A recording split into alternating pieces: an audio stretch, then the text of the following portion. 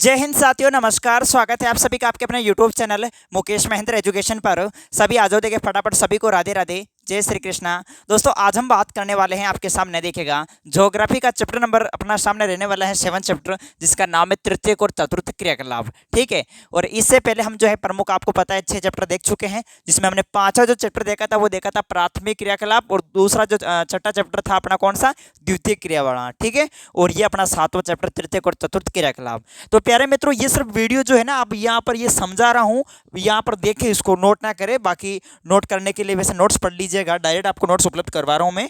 ठीक है, 60 रुपये के अंदर आपको कंप्लीट नोट्स मिल जाएंगे। कंप्लीट ज्योग्राफी के अंदर 2 बुक है, फर्स्ट और सेकंड, आपको कंप्लीट मिल जाएंगे। आपको कुछ नहीं करना, व्हाट्सएप पर मैसेज करना इन नंबरों पर 8955661301, इन नंबरों पर मैसेज करना। वहाँ पर आपको जो है पूरे कंप्लीट नोट्स मिल जाएंगे दोनों बुकों के। ठीक है, ओनली 60 रुपये के अंदर। तो मैसेज कर देना आप, ये आपको व्हाट्सएप पर मिलेंगे पीडीएफ के रूप में, पूरे कंप्लीट नोट्स एक सीरीज के रूप में। ठीक है, जो है आप जो है ई मित्रा पर जाके प्रिंट आउट निकलवा सकते हो, बाकी आप मोबाइल में भी पढ़ सकते हो। चलो देखिए, तो मैसेज कर देना, 60 रुपये में कंप्लीट आपको नोट्स मिल जाएंगे। देखो, तो तृतीय और चतुर्थ क्रियाकलाप ये अपने चैप्टर का नाम है। तो इससे पहले जो हम चैप्टर पढ़ चुके हैं, पहले वो उन चैप्टर को आप जरूर देखें। जैसे हमने 5वां जो चैप्टर पढ़ा था वो कौन सा चैप्टर था, द्वितीय क्रिया, नहीं प्राथमिक क्रिया। कौन सा चैप्टर था अपना, 5वां जो चैप्टर था वो था प्राथमिक क्रिया। ठीक है, प्राथमिक क्रिया। और फिर हमने जो छठा चैप्टर देखा था वो कौन सा देखा था, द्वितीय क्रिया। कौन सा चैप्टर देखा था, द्वितीय क्रिया। ठीक है, द्वितीय क्रिया। और आज जो हम चैप्टर देखने वाले हैं वो कौन सा चैप्टर है, तृतीय क्रिया। ठीक है, तृतीय और चतुर्थ क्रियाकलाप ये हैं। तो प्यारे मित्रों, प्राथमिक क्रिया के अंदर हमने देखा था, इसमें क्या क्या आते हैं प्राथमिक क्रिया के अंदर, जिसमें कृषि है। ठीक है, कृषि, इसके अलावा पशुपालन है। ठीक है, पशुपालन, आखेट है, शिकार करना, आखेट, भोजन संग्रह है। ठीक है, भोजन संग्रह, ये सब प्राथमिक क्रिया के अंदर, क्रियाकलाप के अंतर्गत आ रहे थे। ठीक है, जैसे हमने कृषि के अंदर बोया गन्ना। ठीक है, गन्ना, तो गन्ना बोया, तो गन्ने से, जैसे गन्ना जो है वो प्रमुख आपको पता है, बेचा मार्केट में गया और उद्योगों में गया। कहने का मतलब उद्योगों में गया और इसका विनिर्माण हुआ। उद्योगों में गया भाई ये गन्ना, और इसका क्या बना दिया, चीनी बना दी। गन्ने से हमने चीनी बना दी, इसका विनिर्माण कर दिया। ठीक है, यानी जो कच्चा माल है, कच्चे माल को हमने पक्के माल में रूपांतरित कर दिया। गन्ने से हमने क्या बना दी, चीनी बना दी। तो कहने का मतलब जो द्वितीय क्रिया है, इसमें क्या आ गए, उद्योग आ गए। ठीक है, जितने भी उद्योग है वो सब आपके द्वितीय क्रियाकलाप में आ गई। विनिर्माण इसमें किया जाता है। फिर आपके देखो द्वितीय क्रिया के बाद में, अब जैसे हमने जैसे गन्ना यहाँ पर बोया, प्राथमिक क्रियाकलाप में कृषि के अंदर हमने गन्ना बोया, तो गन्ने से हमने चीनी बना दी, कच्चे माल को पक्के माल में रूपांतरित कर दिया, चीनी। अब ये जो चीनी है, अब इस चीनी को क्या करेंगे, चीनी को बाजार अलग बेचेंगे, व्यापार करेंगे चीनी का। तो जो व्यापार किया जाता है वो किस में किया जाता है, व्यापार किया जाता है आपके तृतीय और चतुर्थ, तृतीय क्रियाकलाप में, तृतीय क्रियाकलाप के अंतर्गत। ठीक है, समझ गए मेरी बात।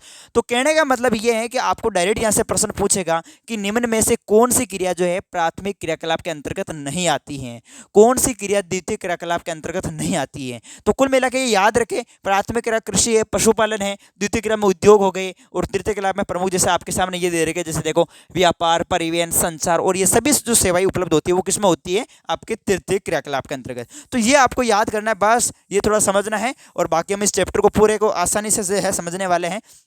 यहाँ से जो मेन जो फैक्ट हैं उसी को पढ़ने वाले हम। ठीक है, चलो देखो, तो ये याद रखना भाई, जो व्यापार हैं, परिवहन हैं, संचार और सेवाएं हैं, ये सब जो है प्रमुख तृतीय क्रियाकलाप के अंतर्गत आती हैं। चलो देखो, यहाँ पर सबसे पहले दे रखा है व्यापार। तो यहाँ पर व्यापार का अर्थ क्या है, व्यापार किसे कहते हैं। व्यापार का मतलब होता है, अर्थ होता है प्यारे मित्रों, वस्तुओं का क्रय विक्रय। क्या होता है व्यापार का अर्थ, व्यापार का अर्थ होता है वस्तुओं का क्रय विक्रय, वस्तुओं का क्रय विक्रय। ये आपको ध्यान रखना है कि वस्तुओं का क्रय विक्रय जो है व्यापार कहलाता है। वस्तुओं का क्रय विक्रय का मतलब लेन देन। ठीक है, खरीदना और बेचना, ये क्या कहलाता है, व्यापार कहलाता है। किसी वस्तु को हमने खरीदा, फिर उसको खरीद कर बेच दिया, ये क्या किया, हमने व्यापार ही किया। तो कहने का मतलब, परिभाषा पूछे कि व्यापार किसे कहते हैं, तो वस्तुओं का क्रय विक्रय करना ही व्यापार कहलाता है। एक बार एक प्रश्न पूछा गया था व्यापारी केंद्र, देखो इस चैप्टर से प्रश्न पूछेगा, व्यापारी केंद्र किसे कहते हैं, व्यापारी केंद्र मतलब व्यापार के जो केंद्र है वो व्यापारी केंद्र है। तो परिभाषा लिखेंगे कि वस्तुओं का क्रय विक्रय जब बड़े बड़े नगरों, ठीक है, बड़े बड़े नगरों, बड़े बड़े कस्बों में किया जाता है, तो इन्हें व्यापारिक केंद्र कहा जाता है। तो ये याद रखें, व्यापारिक केंद्र की अगर परिभाषा पूछे तो आप लिखेंगे कि वस्तुओं का क्रय विक्रय जब बड़े बड़े नगरों और कस्बों में किया जाता है तो इन्हें व्यापारिक केंद्र कहा जाता है। तो व्यापार भी समझ में आ गया और व्यापारिक केंद्र की परिभाषा भी आपको समझ में आ गई। तो यानी एक जहाँ से ऑब्जेक्टिव जो प्रश्न बनेगा आपके सामने वन लाइनर, वो याद रखें आप सभी यहाँ पर, ठीक है। चलो अब देखते हैं प्रमुख आगे, तो हम बात करते हैं आगे जैसे व्यापार। अब जो व्यापार होता है प्यारे मित्रों, वो आपके ग्रामीण स्तर पर होता है और नगरीय स्तर पर। जैसे हम बात करें ग्रामीण, तो यहाँ से ये डायरेक्ट प्रश्न पूछा जाता है कि ग्रामीण विपणन केंद्र क्या है, नगरीय विपणन केंद्र क्या है, अभी बात करेंगे, ठीक है। ग्रामीण विपणन केंद्र और नगरीय विपणन केंद्र में अंतर बताओ, ऐसे प्रश्न पूछा जाता है। तो कुल मिला के आपको ये पढ़ना है कि जो ग्रामीण विपणन केंद्र है, ग्रामीण का मतलब गाँवों में, ठीक है, गाँवों में जो प्रमुख जो व्यापार किया जाता है वो होता है आपके ग्रामीण विपणन केंद्र, ठीक है। तो ये जो ग्रामीण विपणन केंद्र, इसमें 3 बिंदु आपको याद रखना है कि जो ग्रामीण विपणन केंद्र है ये निकटवर्ती बस्तियों का पोषण करता है। निकटवर्ती बस्तियों का मतलब जैसे अपने आसपास के जो गांव है, ठीक है, उनका ये पोषण करता है, ठीक है, ये ग्रामीण विपणन केंद्र। दूसरा पॉइंट इसमें लिखना है, इसमें व्यावसायिक सेवाएं जो होती है इसमें विकसित नहीं होती है, इसमें जो है व्यावसायिक सेवाएं विकसित नहीं होती है, जबकि नगरीय विपणन केंद्र में जो है प्रमुख व्यावसायिक सेवाएं विकसित होती हैं, ठीक है। बिजनेस संबंधी प्रमुख जैसे सेंटर, कोचिंग सेंटर हो गए, ठीक है, ये सब आपके जो है प्रमुख शहरों के अंदर मिलेंगे। स्थानीय ग्रामीण आवश्यकता को पूरा करता है। तो जो ग्रामीण विपणन केंद्र है ये सिर्फ और सिर्फ किसकी आवश्यकता को पूरा करता है, ग्रामीण आवश्यकता को, अपने आसपास की आवश्यकताओं को पूरा करता है। जबकि नगरीय विपणन केंद्र होता है वो अपने आसपास की तो पूरा करता है, ये पूरे नगर की, ठीक है, वहां पर सभी प्रकार की जो है सुविधा उपलब्ध है, सभी प्रकार का सामान मिल जाएगा, ठीक है। चलो अब देखते हैं ये प्रमुख, ये तीनों बिंदु आप इसमें याद कर लेना कि जो ग्रामीण विपणन केंद्र होता है ये निकटवर्ती बस्ती का पोषण करता है और व्यावसायिक सेवाएं इसमें विकसित नहीं होती है और स्थानीय ग्रामीण आवश्यकताओं को ही पूरा करता है। बस ये तीनों पॉइंट आप इसमें याद कर लेना ग्रामीण विपणन केंद्र में। चलो इसी का अपोजिट है नगरीय विपणन केंद्र। अब जो नगरीय विपणन केंद्र मतलब नगर या नगरों या शहरों, ठीक है, नगरों या शहरों की आवश्यकता को पूरा करता है, ठीक है। अब इसमें जो है ग्रामीण विपणन केंद्र में गांवों के अंदर जो व्यापार होता है, नगरीय में नगरों के अंदर, इसमें देखो ये केंद्र विशेष नगरीय सेवाएं प्रदान करते हैं। नगरों के अंदर ये व्यवसाय जो है नगरीय सेवाएं प्रदान करते हैं, नगरों के अंदर विनिर्मित वस्तुएं प्रदान करते हैं। अचार के जो पैकेट है वो यहाँ पर नगरों के अंदर जो इसका व्यापार किया जाता है। व्यावसायिक सेवाएं प्रदान करता है, जैसे प्रमुख डॉक्टर हो गए, टीचर हो गए, यानी जो प्रमुख आप देखेंगे तो नगरों के अंदर जैसे प्रमुख जो कोचिंग सेंटर लगे हुए हैं वो आपको जो है व्यावसायिक सेवाएं आपके नगरों में ही देखने को मिलेंगे। इसके अलावा देखो व्यापार के प्रकार, तो व्यापार के जो है प्रमुख रूप से 2 प्रकार है, एक तो होता है फुटकर व्यापार, एक होता है थोक व्यापार। तो ये दोनों आपको यहाँ पर याद रखने हैं। यहाँ से डायरेक्ट प्रश्न पूछा जाता है कि फुटकर व्यापार किसे कहते हैं, थोक व्यापार किसे कहते हैं। तो इस व्यापार में जो होता है ग्राहक, जो कस्टमर होता है, कस्टमर ग्राहक, ये वस्तुओं को जो है प्रत्यक्ष रूप से खरीदता है, ठीक है, वस्तु को जो है प्रत्यक्ष रूप से खरीदता है। जैसे रेडी वाले हो गए, रेडी वाले, इसके अलावा फेरी वाले हो गई, ठीक है, फेरी वाले, दुकान वाले हो गई, दुकान वाले, ये जो होते हैं ये वस्तुओं को जो है प्रत्यक्ष रूप से खरीदते हैं, ठीक है, ये अपने आवश्यकता के अनुसार ही जो है वस्तुओं को खरीदते हैं, ठीक है। तो ये होता है फुटकर व्यापार। तो आप लिखेंगे एक ऐसा व्यापार जिसके अंदर जो है ग्राहक जो इस व्यापार में जो ग्राहक होता है ये वस्तुओं को जो है प्रत्यक्ष रूप से खरीदता है, ठीक है। जैसे रेडी वाले, फेरी वाले, दुकान वाले, ये आपको उदाहरण लिख देने हैं। इसी का अपोजिट हम बात करते हैं जैसे थोक व्यापार होता है। थोक व्यापार में क्या होता है, थोक व्यापार एक ऐसा व्यापार जिसका जो गठन है बिचौलियों, ठीक है, बिचौलियों मतलब जो दलाल होते हैं, ठीक है, बिचौलियों, प्रमुख दलालों और सौदागरों यानी जो व्यापारी होते हैं, व्यापारियों द्वारा मिलकर इसका किया जाता है, ठीक है।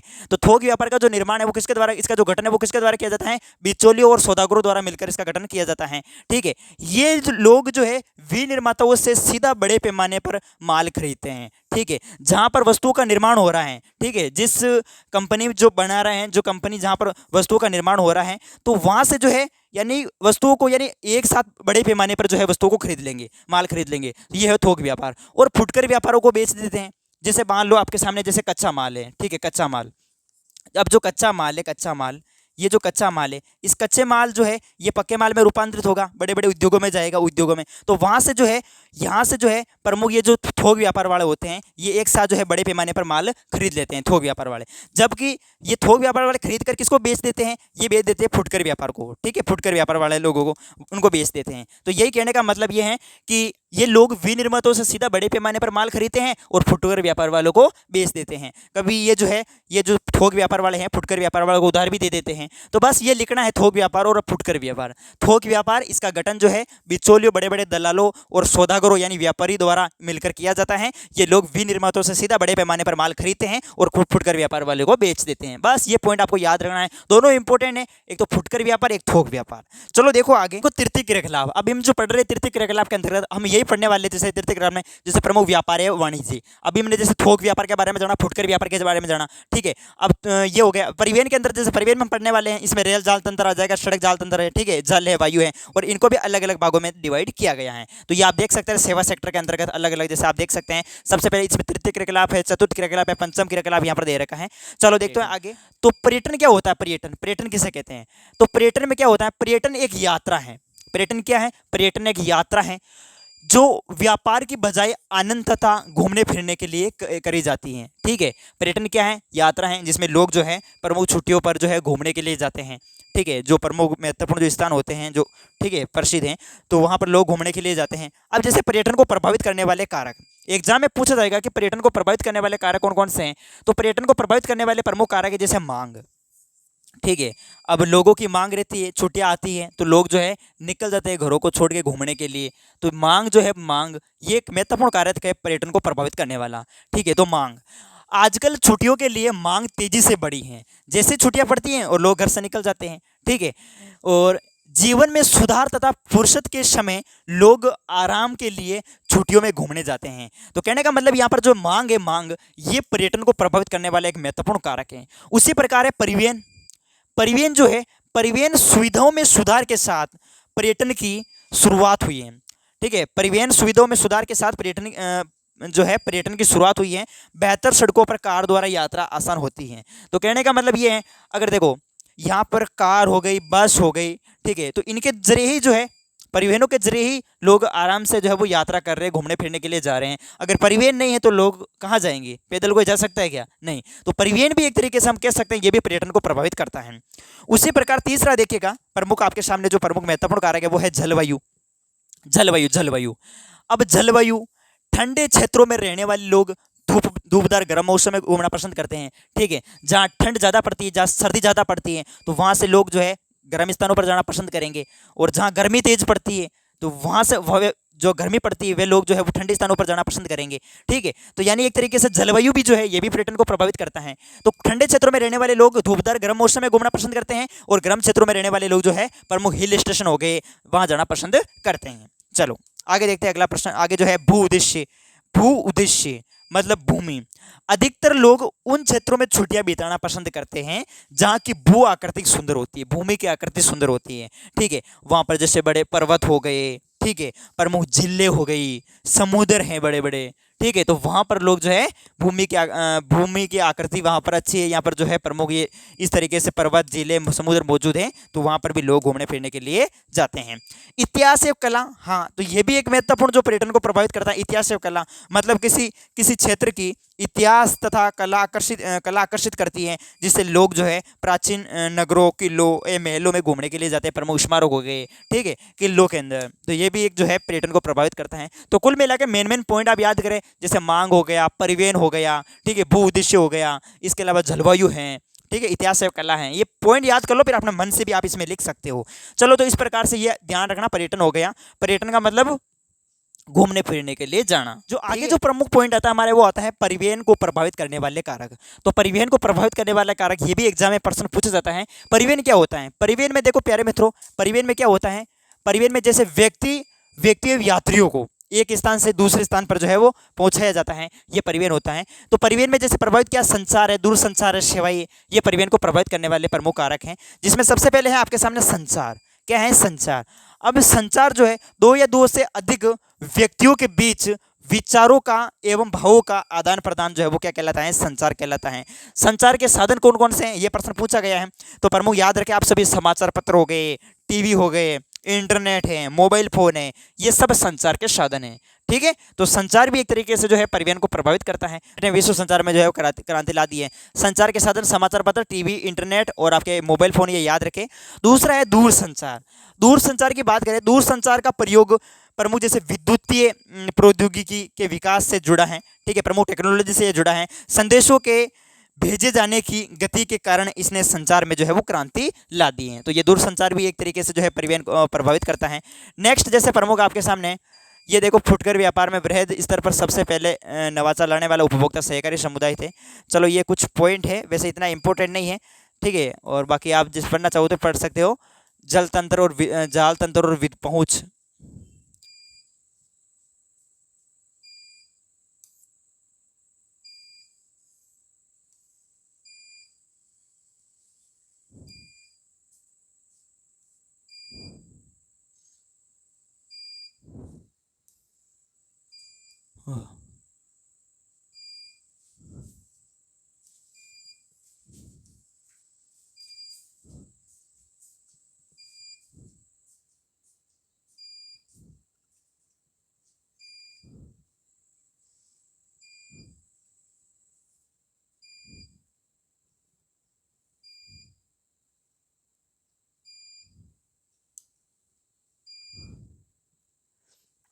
इसी पे एक अगला चैप्टर आता है, जाल तंत्र और पहुंच।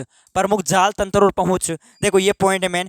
जैसे ही परिवहन व्यवस्थाएं विकसित होती हैं, ठीक है, परिवहन व्यवस्थाएं विकसित होती हैं तो विभिन्न स्थान आपस में जो है जुड़कर जाल तंत्र की रचना करते हैं, ठीक है। अब प्रमुख संचार हो गया, ठीक है, परिवहन है, तो इसमें क्या करते हैं लोग जो है एक दूसरे से कनेक्ट हो गए हैं, ठीक है। एक स्थान से दूसरे स्थान पर लोग घूमने के लिए जा रहे हैं तो आपस में जुड़कर जाल तंत्र की रचना करते हैं, तथा जाल तंत्र तथा योजक से मिलकर बनते हैं। दो अथवा अधिक मार्गों का संधि स्थल, एक उद्गम बिंदु, एक गंतव्य बिंदु, ठीक, गंतव्य बिंदु अथवा मार्ग के सहारे कोई बड़ा कस्बा जो है वो नोड होता है, ठीक है। नोड जो है याद रखें, नोड क्या है, तो नोड प्रश्न पूछे कि नोड क्या है, जहां पर प्रमुख जो है एक तरीके से रास्ते जो है वो कनेक्ट होते हैं। कहने का मतलब ये है कि जाल तंत्र योजक से मिलकर बनते हैं अथवा सड़क मार्गों का संधि स्थल, एक उद्गम बिंदु, एक गंतव्य बिंदु अथवा मार्ग के सहारे कोई बड़ा कस्बा जो नोड होता है। सड़क सड़क के दो नोडों को जोड़ती है, योजक कहलाती है। दो नोडों को जोड़ना योजक कहलाती है।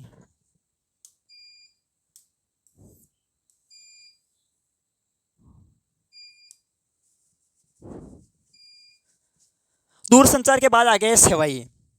अब सेवाई तृतीय क्रियाकलाप में प्यारे मित्रों अभी हमने देखा था तृतीय क्रियाकलाप के अंतर्गत, जैसे आज अधिकांश लोग जो है सेवाकर्मी हैं, ठीक है।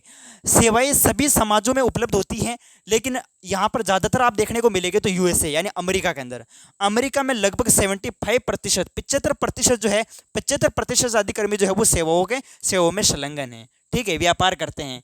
और बाह्य स्रोतन, अगला जो पॉइंट है वो है आपके सामने बाह्य स्रोतन। बाह्य स्रोतन का क्या तात्पर्य, बाह्य स्रोतन क्या है, ऐसे प्रश्न पूछा जाता है। बाह्य स्रोतन, तो बाह्य स्रोतन में आपको लिखना है अपने कार्य को, ठीक है, अपने काम को किसी दूसरे देश में स्थापित करना ही क्या कहलाता है, बाह्य स्रोत। मतलब बाहर जाकर अपने कोई भी कंपनी या फिर कोई बाहर जाकर बाहरी कार्य करना, अपने कार्य को किसी दूसरे देश में स्थापित करना, यही होता है बाह्य स्रोत। जैसे कारण कुछ देशों में श्रमिक सस्ते होते हैं, ठीक है, सस्ते जो है मजदूर मिल जाते हैं, सस्ते श्रमिक उपलब्ध हो जाते हैं।